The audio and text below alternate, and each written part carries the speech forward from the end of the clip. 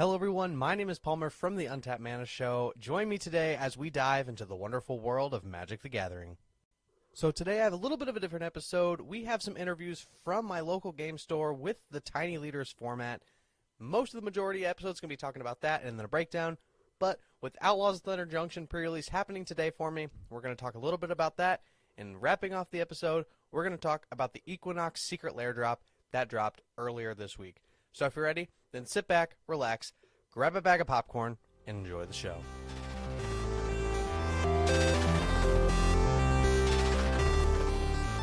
Hello everyone, my name is Palmer from the Untapped Mana Show, and today I am joined by Giovanni.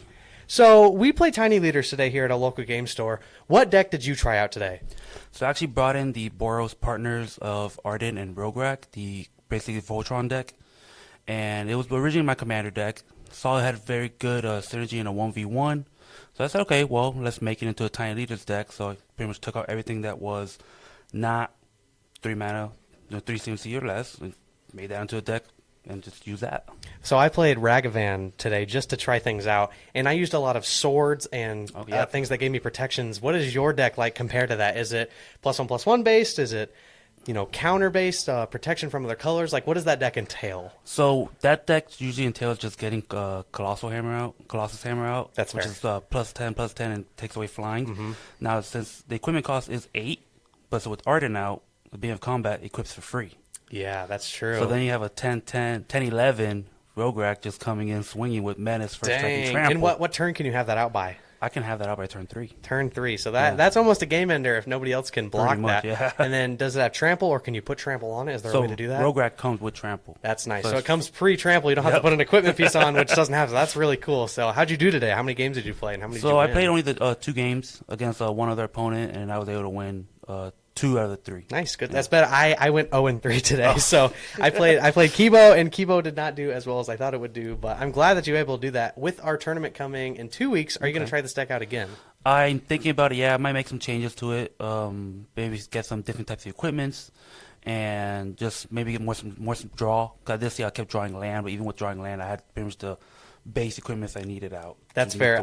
Whenever I would draw, I would only get land. So we'll see if you can get that. So I'll interview you in the next couple weeks to see how you do. But thank you for coming on the show. I appreciate it. No problem. And who am I joined with, and what deck did you play today in our Tiny Leaders kind of pre-tournament games?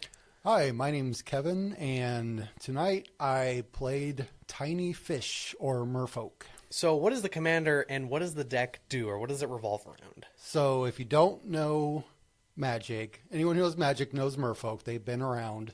So if you don't know Merfolk, they're fish people, and they join in masses, and they are essentially lots of little tricks and lots of unblockable and ways of getting in damage. How did the deck work tonight, if it worked for you, and then what things might you improve for our tournament in 2 weeks?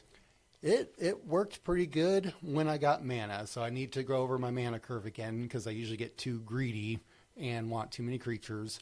But I think for a tournament with the sideboard, it's pretty close because Merfolk, you play lots of unblockable, so you're just kind of racing. Now, I don't know if there's any cards in the new set, the Outlaws of Thunder Junction. I don't know if there's any cards that will relate to your deck, but if you see any in our next week's pre-release, are you going to be tempted to put any into your deck? Or have you seen any cards that you may want to from the spoilers this week?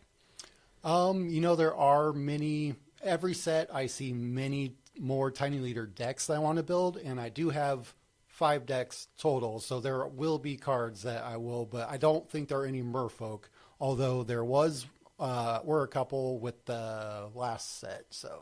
So I know that you said that it's kind of in masses. Does your deck revolve around creatures? Is it more token based? What does it really revolve around? Do you use a lot of sorceries instants?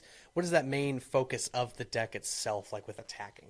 Yeah, so the leader is Kumina, who is focused and gives you abilities. You can tap multiple creatures for abilities, so you do want to go wide with the deck, and there are Merfolk have lots of ways of making additional tokens or continuing to play cheap creatures.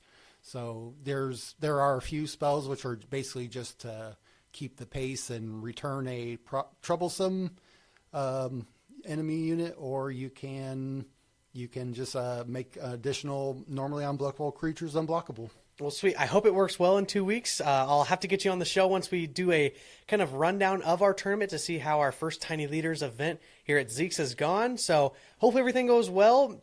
Let us know how those changes work. And what's the thing you're most excited for in 2 weeks for our tournament? Oh man, I honestly just Tiny Leader is just always fun. The pace, it's every game is fun. You don't usually end up with bad games, so I'm just excited just for Tiny Leader periods. Awesome. Well, thank you for being on the show. I really appreciate it. Thank you. And who am I joined by, and what deck did you play today in our Tiny Leaders format? My name is Thomas, and I played Feather as my Tiny Leader. So what does Feather do, and what does the deck revolve around?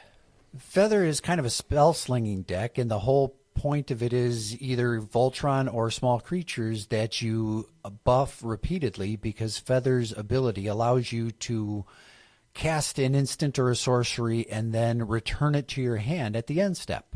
So what did you do today that maybe you might change for next time, and then what actually worked today with your deck trying out Tiny Leaders? Because I know it's a little bit different than Commander in a sense. As a Commander player, I've always played not necessarily the highly competitive decks, but the decks that allowed me to do a thing. I wanted to do that particular thing, and that's how I got my joy out of the game. In Feather, the joy of the game is doing combat shenanigans where nobody's really expecting it to happen. And I was able to do quite a bit of that tonight. However, Feather is kind of a slower format, and in a one-on-one, if you do not go hard and go fast, it's really tough to build up a significant board state. Especially with Tiny Leaders being such a fast-paced format and trying to get more games in and being it really fast-paced. Are you going to keep Feather for our tournament in 2 weeks if you're going to play, or are you going to try to make an adjustment, maybe changing the commander or changing the same deck? What are you going to do in 2 weeks? Are you going to change anything, or are you going to kind of keep it the same or try to make it a little bit faster? Tonight was more of a casual get-together, and a lot of people were trying out some stuff, and there was already some high-power decks on the board. 100%. I am thinking that if I do play in the tournament next time, I am going to have to rebuild the deck, because Feather is just too slow and too casual, and if it's a tournament, nobody's going to be pulling punches. Yeah, everyone's going to want to play at their best ability, trying to do the best that they can. So, well, hopefully Feather works out in 2 weeks. Try to get you on the show once we're done with next week's 2 weeks tournament. But is there any cards you're going to look for in the next set, if you even know of any, that you might want to put in with the pre-release being next week? Really, that's a tough question, because I have Feather as a regular commander deck, and I enjoy it a whole lot. And usually there is a card or two in any given set that could go into my Feather deck. However, it's usually taking out another card that I really like to play. That's fair. I don't know how easy it would be to upgrade the deck. It would be more of just a change, instead of this color, that color type of thing. Well, I hope it all goes good in 2 weeks if you play in the tournament. We'll see how it goes, and hopefully I can get you back on the show to see how everything worked and what adjustments you made to the deck. Well, I appreciate you speaking, and thanks for being on the show. Thanks a lot. So who am I joined with today, and what deck are you playing with our Tiny Leaders tournament going on? So my name is Alexander Custer. The deck that I chose to play Tiny Leaders with is Goro Goro and Saratoru. Which, for the folks at home that don't know, it is a Grixis commander, which is 1 blue, 1 black, and 1 red. Now, whenever one or more creatures you control enter the battlefield and deals combat to a player, I get to create a 5/5 Dragon Spirit token with flying. And I can also do 1 generic, 1 red, and I can creatures I control gain haste until the end of turn. So the deck is pretty quick. It's nasty. That is the word I'll say. It's nasty. The trick that I put in here was just a bunch of like cheap, hasty guys or people that create a token when they enter combat. So that's basically what I made the deck around. It has a lot of evasion in it because I need those 5/5 dragons out pretty quick. If I don't get them out, then I'm on the struggle bus. It's a commander-based deck. You need your commander for this to work most of the time. Would you say that's correct in a sense? Yep. Yeah. So the hard trick is that I am in 3 different colors, so I have to attempt to get all 3 colors right away. It does play on curve, which is pretty nice. Yeah. You have a lot of like command towers, other ways to get mana. That's not just basic lands, which is nice. Seeing Yeah. how when you're playing it, I've noticed that you're able to get that mana right away. I haven't seen where you've bricked too much. There was like maybe one game where you've bricked once, not been able to get land. So, but otherwise, you've built the mana base pretty steady. So, have you tested that to that limit, or was it kind of just you threw it together and it worked? No, actually, I kind of threw it together. I thought about it long and hard. I was like, well, I want treasure tokens because I want to be able to cast things on ramp. I used the pathways to try to help with the mana base. There's a lot of dual lands in here that come in untapped if I meet a certain Like requirement. So either like I reveal a mountain and this one comes in untapped. And that's nice because most of the time you'll have that. Yeah, and it's mostly red, which is pretty nice because I have a lot of more red mana cards in here. That way I can play the game on curve. I lucked out on a lot of black. Most of my cards that I have in black are all dual lands. I do have 2 basics. Hey, that's most of my deck is basic, so you're at least beating me on that. Yeah, I was just lucky enough because I was actually trying to build this deck as a full commander deck, and then that never happened. It just went tiny leaders. So I just went tiny leaders. Hey, tiny works. leaders is way yeah, faster. Yeah, so. it is. This is my first time playing tiny leaders. I don't know if it's your first time playing. I don't know if you've played it before. This is my 3rd time trying out tiny leaders. We did a tiny leader tournament at a different card shop. Okay. And I actually got 2nd place on that one. Oh, so you kind of know what you're doing in the sense of making the deck and how to play it. Yeah. So yeah. you're good with that fast sense. I'm still getting there. I play Commander most, so getting to that fast pace is difficult for me. But would you say you're going to play this deck in our tournament in 2 weeks? Because today was our open play / like tournament-esque practice. Do you think you're going to play this? Are you going to update it? What are you going to do in 2 weeks for our tournament? I'm definitely going to update it. So I'm definitely going to play this one. My second choice is Ragavan. I liked it. I actually played that, so yes, I do really like that deck. It was fun. I didn't win. I don't think I won with it, but I got close. No, but you close. did get the monkey pretty scary. Yep. So with the tournament in 2 weeks, you said you're going to play this. Do you know what updates or things you're going to add to the deck, maybe, or if you want to keep that a secret? With me being in the tournament, do you think you're going to add more? You're going to take cards out? Like, what are you looking to do? Well, so the deck really wants creatures to enter the battlefield and deal damage all at the same time. So the way that I have it built right now is I'm just creating tokens. The tokens seem to be doing fine, but if I had like more cards with ninjutsu, which is going to be probably a little bit better for the deck. I have to check to see which ones are actually legal for tiny leaders. If anyone doesn't know at home, tiny leaders has to have mana 3, converted mana cost 3 or less, if I'm saying that correctly, to be able to be in the deck. So you can play mythics and rares and uncommons, not like Pauper, but you're still kind of stuck at that 3 mana point. So you really got to find cards that fit to what your deck plays with those requirements. So right. So with the ninjutsu, it's all creatures that can't be blocked. So when a creature is not blocked, it comes in for whatever the ninjutsu cost is.